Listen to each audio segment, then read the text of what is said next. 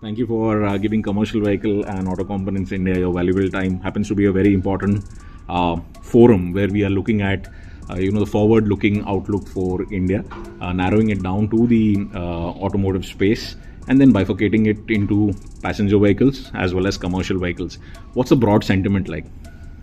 So I think overall, if you talk about passenger vehicle industry, short term, definitely there is a turbulence around. Last 2-3 months, we have definitely seen some kind of discounting, heavy discounting coming on, and obviously pressure on demand. And the real pressure is on the conversion, right? So I think when the customer comes, it's not like because of heavy discounting, a lot of queries are getting generated, a lot of footfalls is there in the showroom.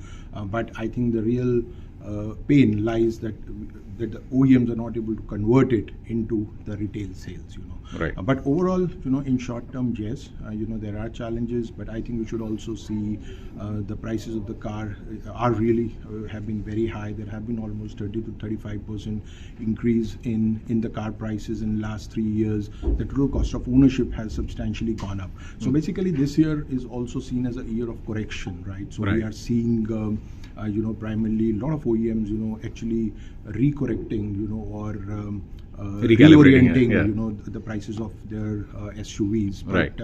But I think we are on a very high base, and still, if you see India, so relative to 2019, we are already almost 34% up, whereas the world markets are actually either negative, or they are just in a single-digit growth. So I think obviously India market, there is a lot of steaming. Maybe we need a little bit of time to cool down, and maybe next year we again see. But next year also we see a kind of a subdued growth.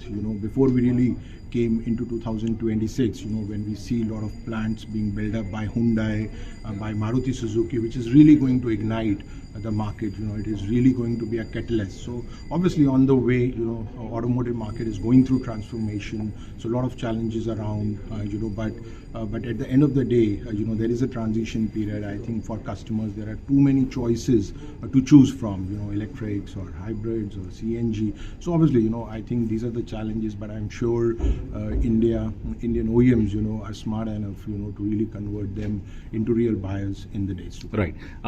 The Indian market typically works around up cycles and down cycles. There is a fixed cycle where, everything goes up. So tell us a little about those cycles perhaps changing, from 3 to 5 to perhaps shorter cycles, shorter gestation periods, quicker go-to-market strategies the OEMs have had to adopt. A word on how all of this has had a direct bearing on the market. Right. Cycle forecasting, right? And that is how our forecasts are being built through our proprietary tools. So earlier, if we see, life cycle was like 6 to 7 years, but now with too many changes in the auto industry, obviously industry is getting paid. So life cycles are that way shortening, right? So obviously now it's the time, when OEMs really need to collaborate. And this collaboration is not by choice, right? So earlier it was more by choice, right? That, I want to choose one OEM, it's fine. But today, that's the need, So if you really want to survive in the industry, you really need to collaborate, And that is what we are seeing today. A lot of players, Mahindra, VW, around Maruti Suzuki, Toyota, right? We are hearing a lot of Chinese companies, in India, So I think collaboration is the key, and India is on its way forward.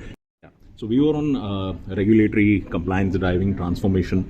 The fact that you can compare today India's regulatory push to global markets.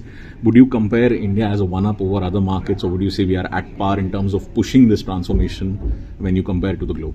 Yeah, so when I think, when we talk about regulations, right, so I definitely will say that today Indian government, is quite proactive in terms of bringing regulations. So obviously today, automotive industry is driven a lot by, regulatory framework, which may be there, in the country. So I think in our look forward general, we also talked about Powertrain Pluralism, right? So which is about different fuel types being used by different OEMs, and basically that comes from the vision of the government. So obviously when I talk about India, so India, we are a diverse country, right? Diverse languages, diverse needs, diverse pocket size, right? So obviously we are working on diverse fuel type cars, right? So we have CNG, hybrids, electrics, petrol, diesel, right? So a lot of them. And somewhere, I feel that government wants to sell all, so OEMs are also working in that direction. Do you think they, on a lighter note, they made peace with the fact that it's going to be technologically agnostic? It's not going to be one over the other. Exactly. So they wanted to be technology agnostic, but on Yeah. the other side, it should not also happen. We need to be very smart, because otherwise, what is going to happen that we may be master, we may be jack of all trades, we will be master of all trades, but jack of all trades, but master of none. Master of none, right? Right. So I think somewhere we need to use our resources pretty effectively. We need to move on to what's happening across the world. But I think if you see globally, in terms of electrification, we are definitely behind. Right? Is so there talk is about pure BEVs? Yeah. So I think if you talk about markets like Europe or US, so they are going to like 70-80% electrification by 2035. Right. Whereas in India, we are almost not even 30-32%. Right. So, Final two questions. Is the EV winter for real, and does that then bring hybrids back to the spotlight?